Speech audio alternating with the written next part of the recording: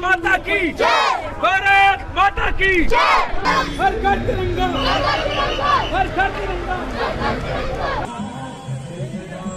वहाँ पे भारत माता जय के या वंदे मातरम के नारे लग रहे हैं। जी यही तो जमहूरियत है, यही तो जमहूरियत है। क्या सर हम तो तब से ही, जब से मेरा जन्म हुआ मैं तब से ही खुश हूँ। मैं हिंदुस्तान का शहरी हूँ और उम्मीद करता हूँ कि इस 15 अगस्त को हम एक खुशी से मनाएंगे और जो शहीद हुए हैं उनको याद करेंगे। मेरे ख्याल से जी अगर देखा जाए नेशनली देखा जाए तो यूनिटी के लिहाज से बड़ी अच्छी कैंपेन है, क्योंकि उनकी बहुत सारी स्टेट्स हैं, बहुत बड़ी स्टेट्स हैं, और मैं तो बाकायदा इंडियंस को जानता हूँ अपने जो यूए में रहते हैं, वो डिफरेंट कल्चर डिफरेंट लैंग्वेज के हैं, लेकिन जब उनकी बात होती है तो वो तिरंगा उनका एक ही है। भारत माता की जय, भारत माता की जय, भारत माता की जय, वंदे वंदे, हर घर तिरंगा, हर घर तिरंगा।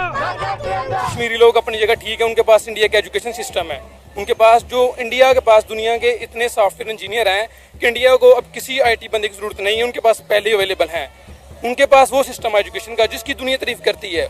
कश्मीरियों के पास, मैं कहता हूँ कि कश्मीरियों को अपनी जगह पे रहने दे, पहले हमारी तरफ देखें, हमें एजुकेट करें, हमें जो इंटरनेशनली है हमारी इज्जत कोई हो दुनिया। आप कहें तो मैं इंडिया की बात कर देता हूँ। आज इंडिया की टेक्नोलॉजी क्यों तेज है, उसकी वजह यह है कि मैं कुछ साल पहले अगर आप जाएं उसकी बताइए तो चाइना वाले लोग आए थे इधर इंफॉर्मेशन टेक्नोलॉजी का प्लांट लगाने। पाकिस्तानी हुकूमत ने बोला हमें क्या दोगे, इंडिया ने बोला हमें कुछ ना देना, हमारी आवाम को सिखा। हिंद दोस्तों सबसे पहले तो आपको और आपके पूरे परिवार को स्वतंत्रता दिवस की हार्दिक शुभकामनाएं। और दोस्तों कश्मीर के लाल चौक पर तिरंगा फहराते हुए देखकर पाकिस्तानी मीडिया तिलमिला उठी है। पाकिस्तानी है और इसी से आज़ादी की कदर होगी, उन्हें एक आज़ाद माहौल में रहने की बिल्कुल दुरुस्त कह रहे हैं। तो इंडिया का ये जो कैंपेन है इसको आप कैसा देखते हैं?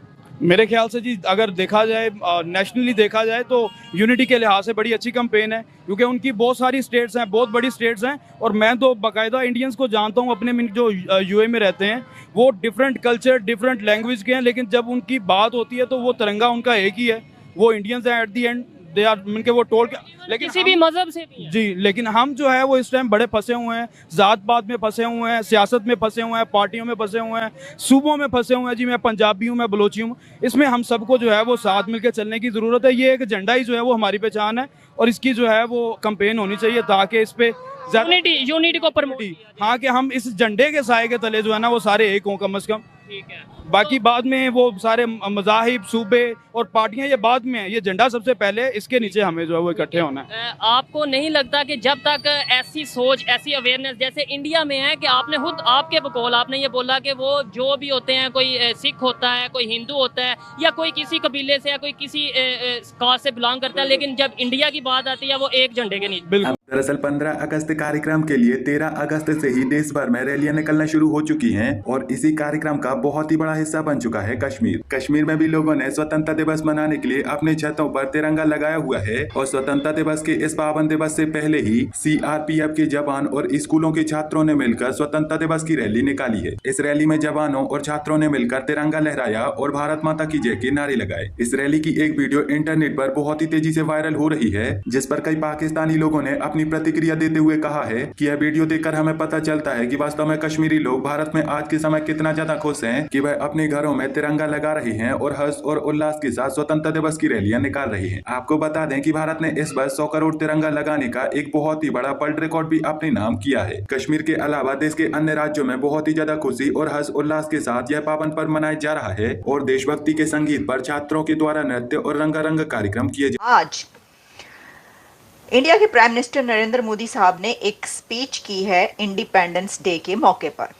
ठीक है, हर दफा ही होती है, आप जानते हैं, ये कोई नई बात नहीं है, लेकिन जो उन्होंने इस स्पीच में पॉइंट्स सामने रखे हैं वो बहुत ही इंपॉर्टेंट पॉइंट्स हैं, बहुत अहम पॉइंट्स हैं।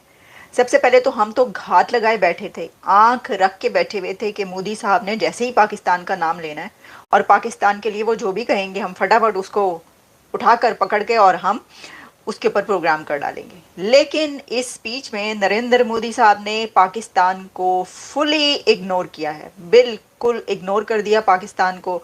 नरेंद्र मोदी ने पाकिस्तान की कोई बात ही नहीं स्पीच के अंदर, वो ऐसा लग रहा था कि वो ये कहना चाह रहे हैं पाकिस्तान, कौन सा पाकिस्तान, कहाँ का पाकिस्तान, तो बिल्कुल कोई बात नहीं की उन्होंने। उन्होंने दुनिया पर बात की है, कंट्रीज पर बात की है, दुश्मनों पे बात की है, लेकिन इनडायरेक्टली अगर उनका इशारा इन बातों में पाकिस्तान की तरफ हो तो हो, लेकिन जो हमने इससे पहले जो उनकी कारगिल की स्पीच थी और कुछ ऐसी स्पीचेस थी, उस तरह से उन्होंने पाकिस्तान का नाम नहीं लिया और पाकिस्तान को इग्नोर कर दिया है बिल्कुल। इसके कुछ पॉइंट्स पर हम बात करते हैं, लेकिन उससे पहले मैं कहना चाहूँगी कि वो एक स्टेट्समैन हैं, ये मानना पड़ेगा। उन्होंने जो तकरीर की, जो स्पीच की, उससे ये पता चलता था कि वो जो भी पॉइंट बता रहे हैं, जिस पॉइंट पर भी स्पीच कर रहे हैं, बात कर रहे हैं, उनको उस पॉइंट पर पूरी तरीके से जो है तमाम नॉलेज है। ऐसा नहीं था कि उनको किसी ने स्पीच लिख कर दी हो और वो उसको जो है वो करना शुरू कर दें और बगैर समझे जो है करते चले जाएं।